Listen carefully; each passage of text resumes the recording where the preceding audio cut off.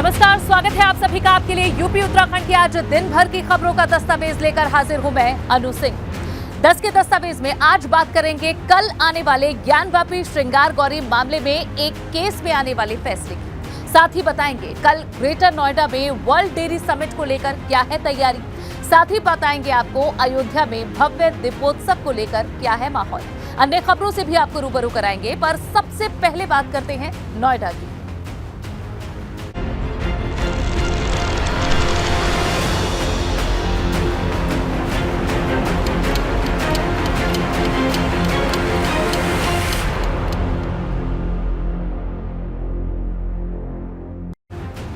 नोएडा के सदरपुर रोड पर एक हादसा हो गया। यहां चलती कार में अचानक से आग लग गई। देखते ही देखते कार आग का गोला बन गई। आग लगने से पूरी कार जलकर खाक हो गई। हालांकि कार सवार लोगों ने कूदकर अपनी जान बचा ली। सूचना पाकर मौके पर पहुंची फायर ब्रिगेड ने आग पर काबू पा लिया है। ये तस्वीरें आप देखिए, जब बीच सड़क पर आग, एक कार है उसमें आग लग गई और ये कार आग के गोले में तब्दील हो गई। एक्सक्लूसिव तस्वीरें। लेकिन राहत की बात यह है कि कार सवार लोगों ने समय रहते कार से नीचे उतरकर अपनी जान बचा ली।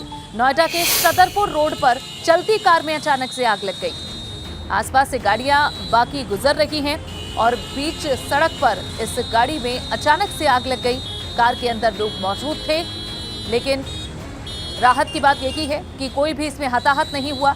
सभी लोग समय रहते गाड़ी से नीचे उतर गए। उसके बाद सूचना फायर ब्रिगेड को दी गई।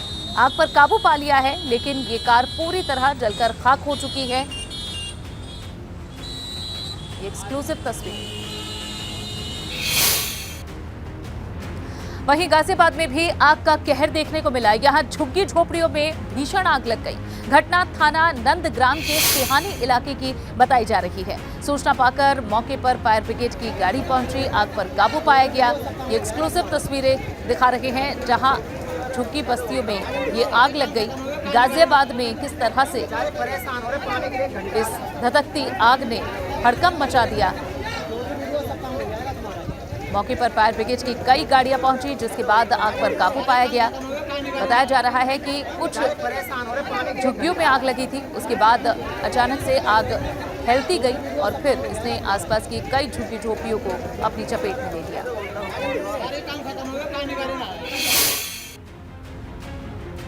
बढ़ेंगे आगे। ज्ञानवापी के एक मामले में केस की पोषणीयता, यानी कि केस आगे सुनवाई योग्य है या नहीं, इसे लेकर जिला जज डॉक्टर अजय कृष्ण विश्वेश की अदालत फैसला सुनाएगी। फैसला आने से पहले पुलिस कमिश्नर ए सतीश गणेश ने काशी वासियों से कोर्ट के किसी भी फैसले का सम्मान करते हुए शांति और कानून व्यवस्था बनाए रखने की अपील की है। जिला प्रशासन की ओर से हर क्षेत्र में प्रबुद्ध और संभ्रांत लोगों से शांति सौहार्द बनाए रखने के लिए बैठक भी की गई। कहा जा रहा है कि कल आने वाले फैसले को लेकर वरिष्ठ अधिकारियों, संभ्रांत नागरिक और बुद्धिजीवी वर्ग के साथ एक मीटिंग की गई है। शहर में शांति और कानून व्यवस्था बनाए रखने के लिए धारा 144 भी लागू कर दी गई है। सभी क्षेत्रों में पुलिस बल तैनात किया जा रहा है। खास तौर पर मिश्रित आबादी वाले इलाकों में विशेष सतर्कता बरती जा रही है। सुरक्षा की दृष्टि से हर क्षेत्र में पेट्रोलिंग और मॉनिटरिंग की जा रही है। आपको बता दें कि ज्ञानवापी श्रृंगार गौरी मामले को लेकर कोर्ट में 10 से ज्यादा अर्जियां हैं, जिस पर सुनवाई हो रही है और कल इसी से जुड़ी हुई एक अहम सुनवाई पर फैसला आना है। और ऐसे में कानून व्यवस्था दुरुस्त रहे, ऐसे में पहले ही इंतजाम कर लिए गए हैं। धारा 144 लगाई गई है। इसके अलावा यहां अलग अलग बैठकें भी की जा रही हैं।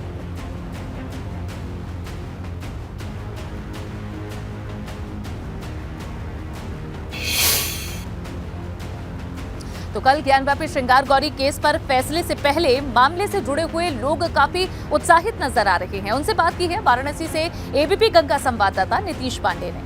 ज्ञानवापी मामले में फैसले की तारीख आ गई है। 12 सितंबर को इस मामले की सुनवाई के बाद फैसला आएगा और वाद पोषणीय है या नहीं, इस पर फैसला आएगा। तो अधिवक्ता सुभाष नंदन जी, उम्मीद क्या? अरे उम्मीद तो हम लोगों को पूर्ण विश्वास है कि ये फैसला हम लोगों के पक्ष में आएगा। कल सोमवार का दिन बाबा विश्वनाथ का दिन है। पिछले मई में सोमवार के ही दिन, पूर्णिमा के दिन, आदि विश्वेश्वर जल समाधि से बाहर आए थे, बाबा मिले थे।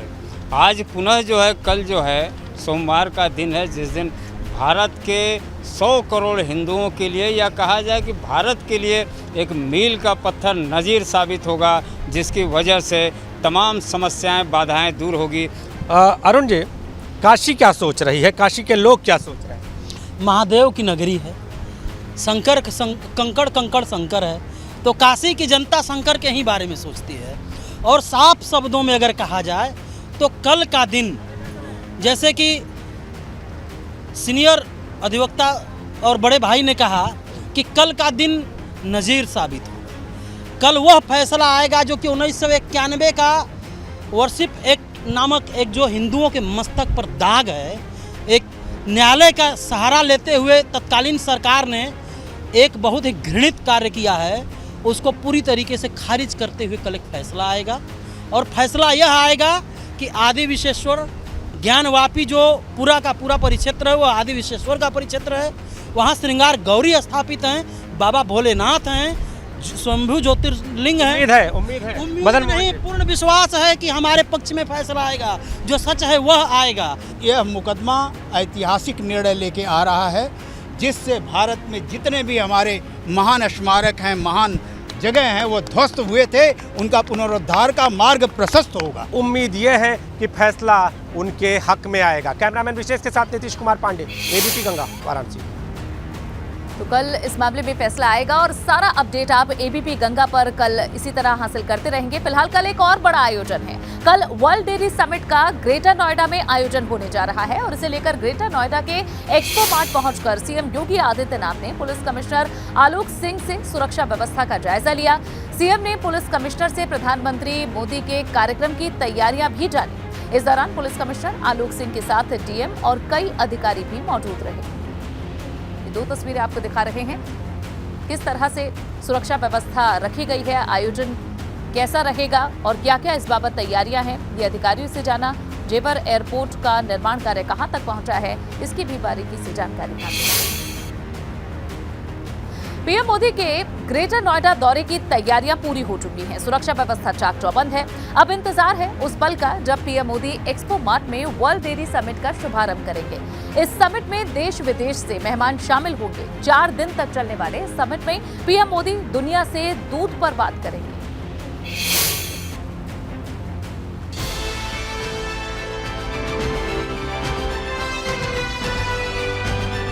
48 साल का लंबा इंतजार, अब वो पल दूर नहीं जब पीएम मोदी दुनिया से दूध पर बात करेंगे। 12 सितंबर को ग्रेटर नोएडा के एक्सपो मार्ट में वर्ल्ड डेयरी समिट का उद्घाटन होगा। PM Narendra Modi world dairy summit का उद्घाटन करेंगे। प्रधानमंत्री नरेंद्र मोदी के पहुंचने से पहले सुरक्षा व्यवस्था है वो बेहद ही चाक चौबंद कर दी गई है। यहाँ पर अगर फोर्स की बात करें तो यहाँ पर जो फोर्स है उसका मूवमेंट बहुत ज़्यादा बढ़ गया है और यहाँ पर सुरक्षा व्यवस्था को लेकर जो इंतजाम है वो चाक चौबंद है। यहाँ पर तमाम तरह की अगर फोर्सेस की बात करें तो तमाम तरह की जो फोर्सेस हैं, सीआरपीएफ यहाँ पर है, पीएससी यहाँ पर है। यहाँ पर अगर बात करें एलआईयू, आईबी, एसपीजी, यहाँ पर तमाम जो फोर्सेस है वो इस समय यहाँ पर देखी जा सकती है और जो डॉग स्क्वाड हैं वो भी यहाँ पर जगह जगह घुमाए जा रहे हैं। इससे पहले 1974 में भारत को वर्ल्ड डेयरी समिट की मेजबानी का मौका मिला था। इस कार्यक्रम में देश विदेश से एक्सपर्ट और व्यवसायी जुटेंगे। दुनिया के बाजार में भारत के उत्पादों की धाक हो, इसके लिए वैश्विक ब्रांडिंग पर फोकस किया जा रहा है। 12 से 15 सितंबर तक चलने वाले कार्यक्रम में 50 देशों के प्रतिनिधि शिरकत करेंगे। America, France, Germany, Canada, New Zealand और बेल्जियम के प्रतिनिधि मौजूद रहेंगे। कार्यक्रम स्थल के कमरों का नाम गायों की नस्ल पर रखा गया है। करीब 800 पशुपालकों ने रजिस्ट्रेशन कराया है। यहाँ की तस्वीर, यहाँ पर कई देशों के प्रतिनिधि भी पहुंचेंगे और आप देख सकते हैं कि उन देशों के यहाँ पर ध्वज भी लगे हुए हैं। सिक्योरिटी के यहाँ पर पूरी तरीके से इंतजाम किए गए हैं और अभी कई देशों के जो लोग हैं या देश के अलग विभिन्न जगह से जो नागरिक हैं वो यहाँ पर पहुँचे हुए हैं और तस्वीरों के माध्यम से आपको हम दिखा रहे हैं कि यहाँ पर इस समय यहाँ का जो दृश्य है, नज़ारा है वो किस तरह का है। आप देख सकते हैं कि यहाँ पर जो लोग हैं वो आए हुए हैं। दुग्ध उत्पादन क्षेत्र में ये भारत का बड़ा कदम है। इस समिट में वैश्विक और भारतीय डेयरी लाभार्थियों का समूह हिस्सा लेगा। ये सम्मेलन सहकारी मॉडल पर आधारित होगा। इसके जरिए छोटे सीमांत डेयरी किसानों को आत्मनिर्भर बनाने की योजना है। वैश्विक दुग्ध उद्योग में भारत की हिस्सेदारी 23% है। पिछले 8 सालों में हिस्सेदारी 44% रही है। एक वक्त था जब भारत में मवेशी तो पर्याप्त थे, लेकिन दूध का उत्पादन कम था। लेकिन आज भारत दूध का बड़ा निर्यातक बन चुका है। लिहाजा अब वर्ल्ड डेयरी समिट के जरिए विश्व स्तर पर दुग्ध उत्पादन क्षेत्र में ब्रांडिंग की जाएगी। इस सम्मेलन में पीएम मोदी के अलावा मुख्यमंत्री योगी आदित्यनाथ भी मौजूद रहेंगे। सम्मेलन को लेकर सुरक्षा के कड़े इंतजाम किए गए हैं। Bureau report, ABP Ganga. इससे पहले सीएम योगी बागपत के दौरे पर रहे। सीएम ने राष्ट्रीय और अंतर्राष्ट्रीय खिलाड़ियों से यहां संवाद किया। सीएम ने कहा कि खिलाड़ियों के लिए हर गांव में स्टेडियम और ओपन जिम बनाए जा रहे हैं। इसके साथ ही सीएम योगी ने सीएचसी बागपत में हेल्थ एटीएम का शुभारंभ भी किया, जिसके बाद कलेक्ट्रेट में प्रबुद्धजनों और जनप्रतिनिधियों के साथ संवाद भी किया और अधिकारियों के साथ विकास कार्यों और कानून व्यवस्था की समीक्षा करते हुए सीएम ने कहा कि कानून का राज और बदमाशों में भय दिखाई देना चाहिए। ये 3 तस्वीरें आपको दिखा रहे हैं। बागपत के दौरे पर भी आज सीएम रहे।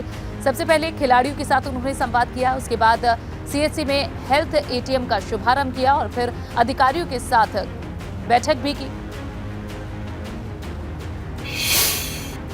हमारे बागपत की सीएचसी जो कि 1935 से एस्टेब्लिश है, इसको निरीक्षण के लिए आए थे। साथ में हमने 3 तरह की हेल्थ एटीएम को उनके समक्ष प्रस्तुत किया है।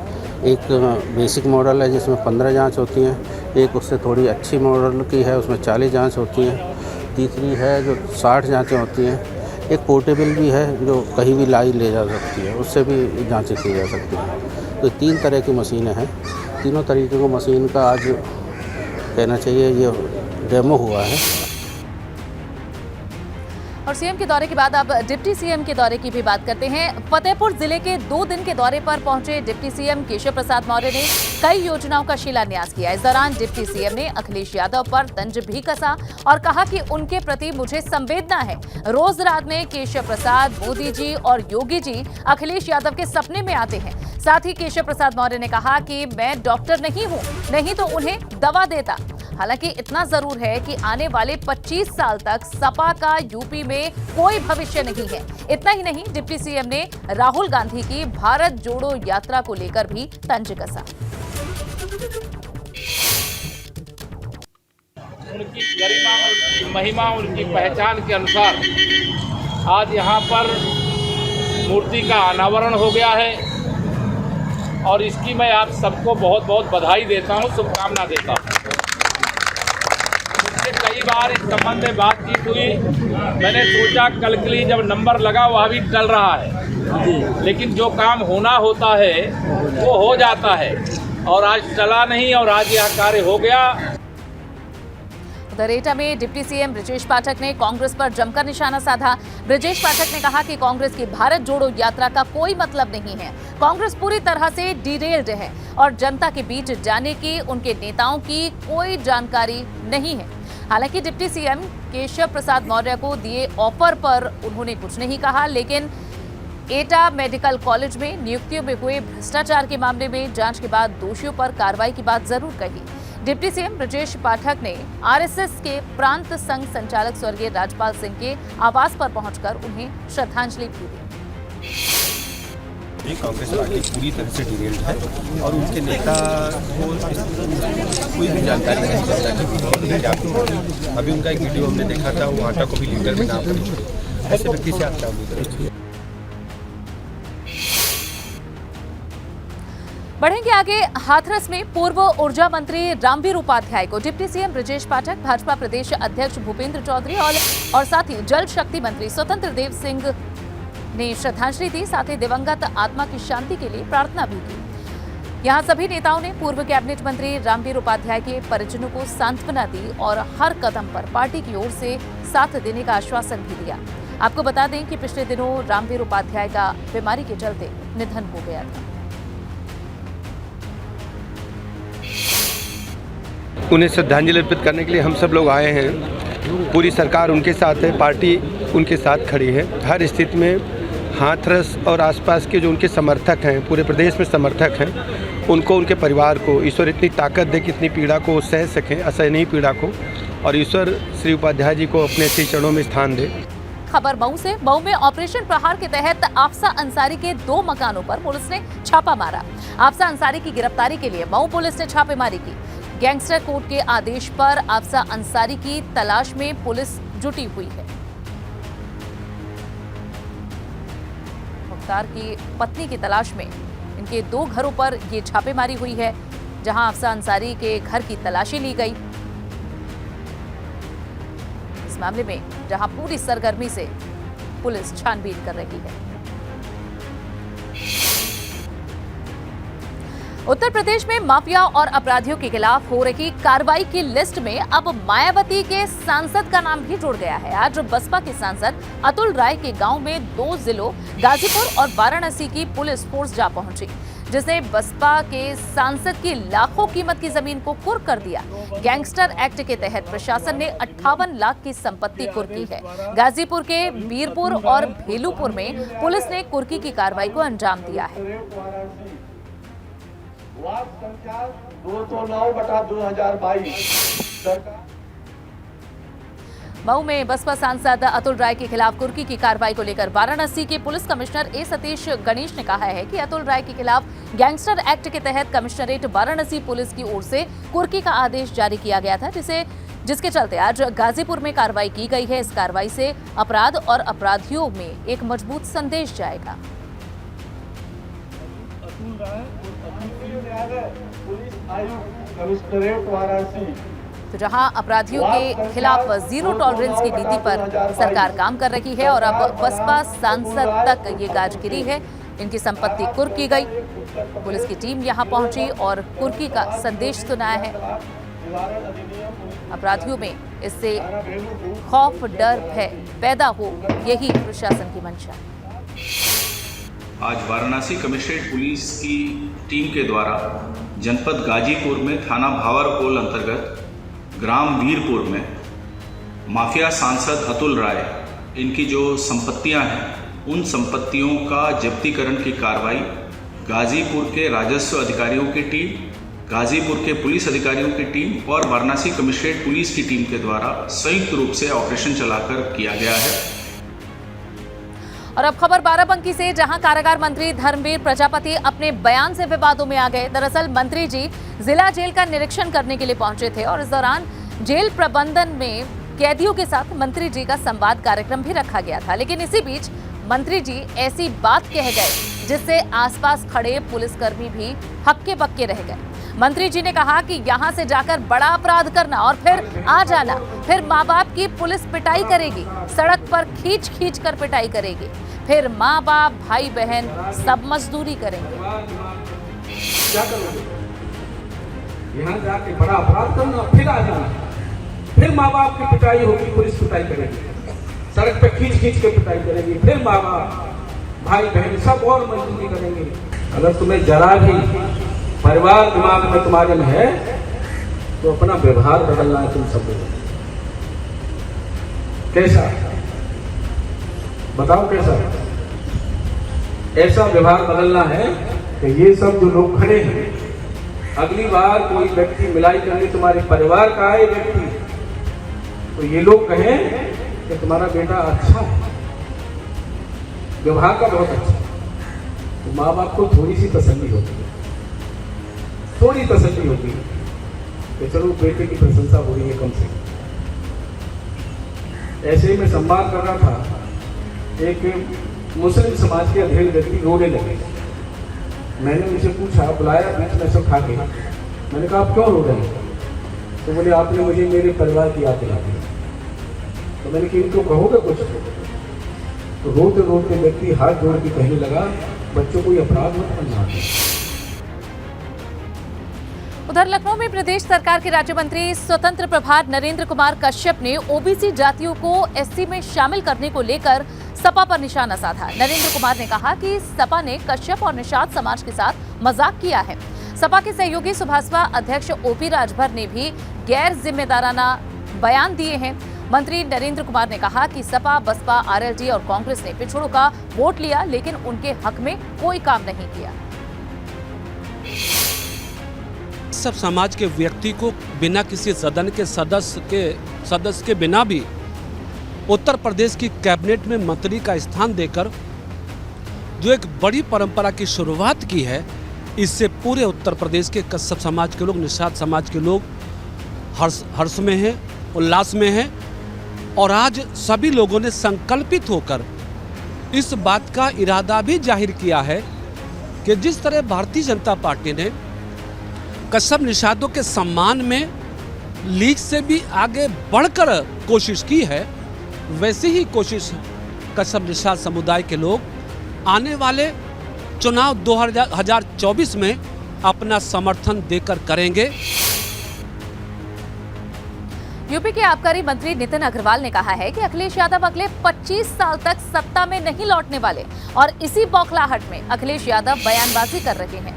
नितिन अग्रवाल ने लखनऊ में सपा मुख्यालय के बाहर भाजपा विरोधी बैनर पर भी अपनी प्रतिक्रिया देते हुए कहा कि ऐसे नारे पहले भी कई बार लग चुके हैं, लेकिन उसके बाद क्या नतीजे आए वो जनता के सामने है। आपको बता दें कि बिहार के सीएम नीतीश कुमार और अखिलेश यादव की मुलाकात के बाद सपा ने नारा दिया था, यूपी प्लस बिहार गई भाजपा सरकार, जिसे नितिन अग्रवाल ने अखिलेश यादव की बौखलाहट अब बताया।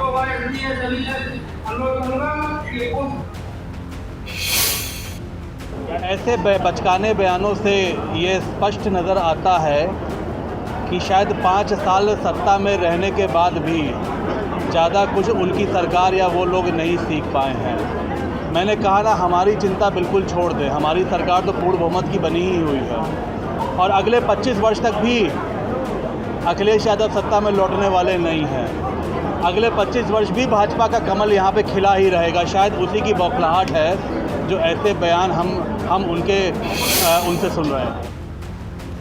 गाजियाबाद में इन दिनों स्नैचर, चेन स्नैचर और लुटेरों का आतंक बढ़ता जा रहा है। आए दिन महिलाओं से लूटपाट और चेन स्नैचिंग की कई घटनाएं सामने आ रही हैं। लेकिन आज एक चेन स्नैचर की शामत आ गई जब इंदिरापुरम इलाके में स्वर्ण जयंती पार्क में एक महिला की चेन छीनकर भाग रहे लुटेरों को लोगों ने पकड़ लिया और जमकर उसकी पिटाई कर।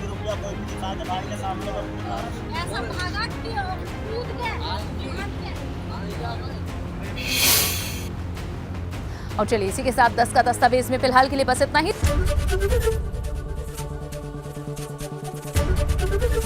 एबीपी गंगा, खबर आपकी, जुबान आपकी।